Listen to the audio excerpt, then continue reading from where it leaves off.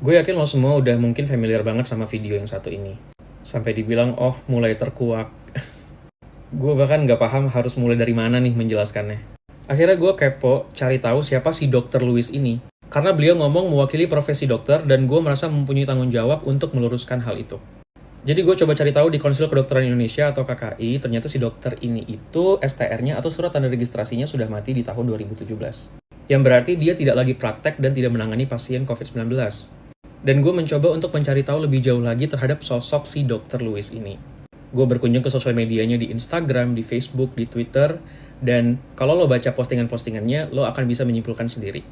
Gue coba kasih satu contoh tweetannya di Twitter, jadi ada orang yang menjawab pertanyaannya dia dan bilang bahwa dia adalah dokter paling jenius sepanjang sejarah kedokteran dunia, karena terbukti membantu banyak negara di dunia agar bisa merdeka dari pandemi rekayasa ini.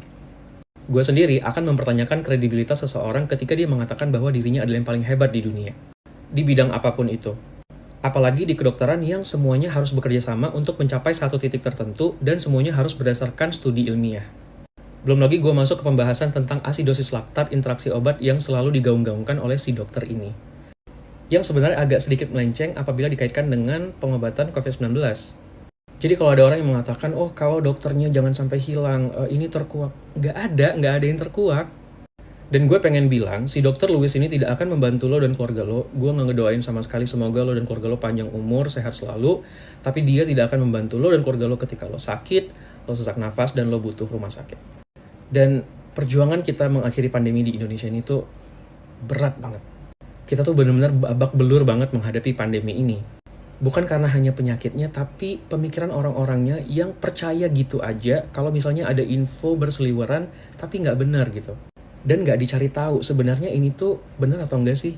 Gue paham lo mungkin punya keraguan terhadap pandemi ini, terhadap pengobatan yang diberikan, terhadap vaksin. Dan disinilah peran gue dan dokter-dokter lain memberikan ilmu berdasarkan studi ilmiah bagaimana baiknya gitu. Dan gue yakin banget kayak ratusan ribu jutaan dokter di dunia juga melakukan hal yang sama gitu, mengedukasi masyarakatnya.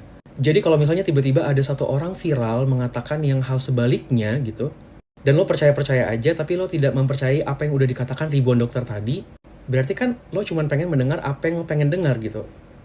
Dan lo tidak menilai secara objektif, tidak secara data. Dan gue pengen banget itu berubah di kita biar pemikiran kita lebih kritis gitu. Jadi ya gitulah yang bisa gue sampaikan. Ya gue berharap semoga kita semua aman dan juga sehat selalu. Semoga bermanfaat. Have a good day.